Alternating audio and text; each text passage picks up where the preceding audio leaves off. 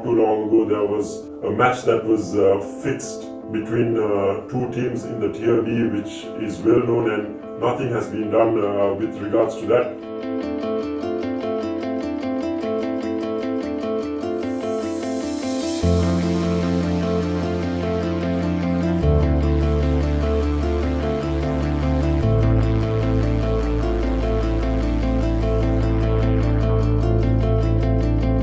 As a youngster, I had a great passion to pursue a professional career in cricket.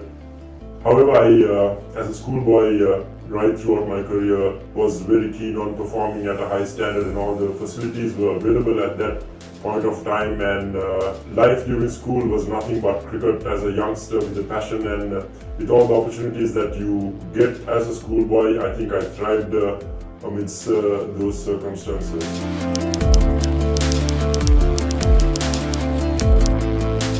Well, as a professional cricketer in this country, unfortunately, there is no guarantee that you will make it financially. First of all, I should mention that, because at the end of the day, a professional cricketer's span is limited. It may be 15 years. If you are extremely fit, it may be 20 years. But somewhere down the line, you realize that the sport could not get you to places where you intended. That is one reason why I personally thought of looking for foreign exposure, mainly because of the financial opportunities that brought me, and not only me, I could talk on behalf of hundreds of cricketers who've left halfway through, doubting their financial stability. I believe that the recognition and the financial remunerations that we get abroad is much greater than over here as professional first-class cricketers.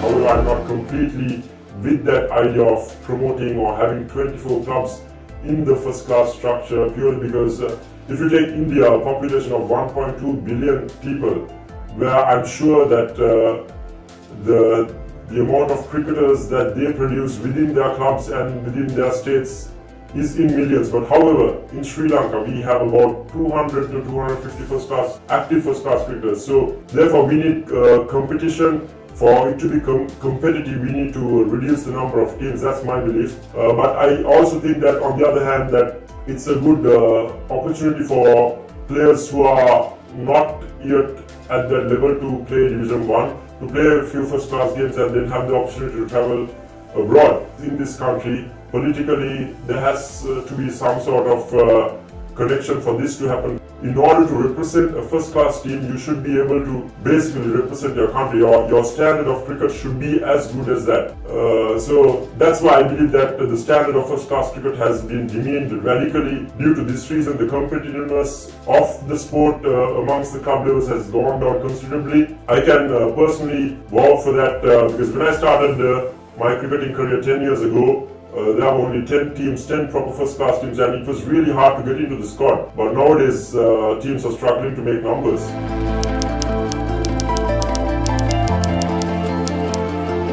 Well, unfortunately in Sri Lanka, the word professional cricketer exists only to a certain number of players, maybe limited to about 30 or 40. But the rest of them, they are semi-professional cricketers as far as I can see. Because you can't survive with the income that you generate out of your professional career as a cricketer in Sri Lanka, because the cricket season will last only for about 4 months, and within that 4 months, the payment that an average first-class cricketer would receive is not sufficient for that person to build up a family life or to have a reasonable life. That's why I believe most of the cricketers, majority, I'm talking on behalf of the majority of the people, they opt to work elsewhere as well as they play cricket. So this would collide the conflict of interest as a professional cricketer, because when you're a professional cricketer, when every other cricketer that is in this world would focus only on the game of cricket, you would go and work from 8:30 to 2 o'clock or maybe 3 o'clock, and then your focus would shift to cricket, which I believe is not professional enough. The cricket board needs to intervene and ensure that these professional cricketers are actually professional cricketers in terms of remunerations, in terms of work ethics, in terms of training, in terms of all the infrastructure that they needs to be provided in order for them to be professional cricketers.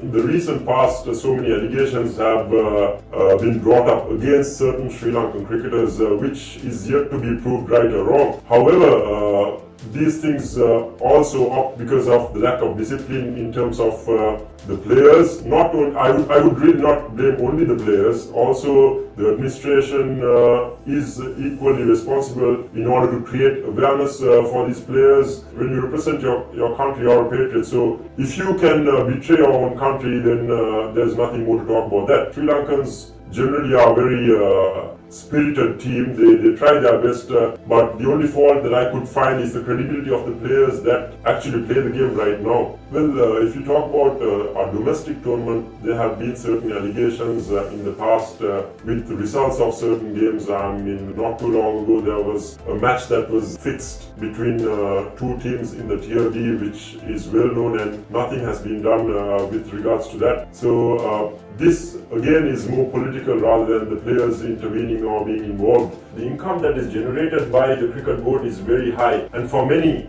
people, I'd say the cricket board is a gold mine. So most of the people maximize out of it. I mean, they try to make as much as possible. They try to stay in power. There are plenty of allegations against the employees working in the cricket board. So, and I'm sure that there won't be any smoke without fire. So, therefore, in conclusion, with regards to this topic, it's pretty sad to say that the people who are really in charge of this game in Sri Lanka needs to be much more responsible, and they themselves need to think about the game existing and prolonging in this country rather than themselves.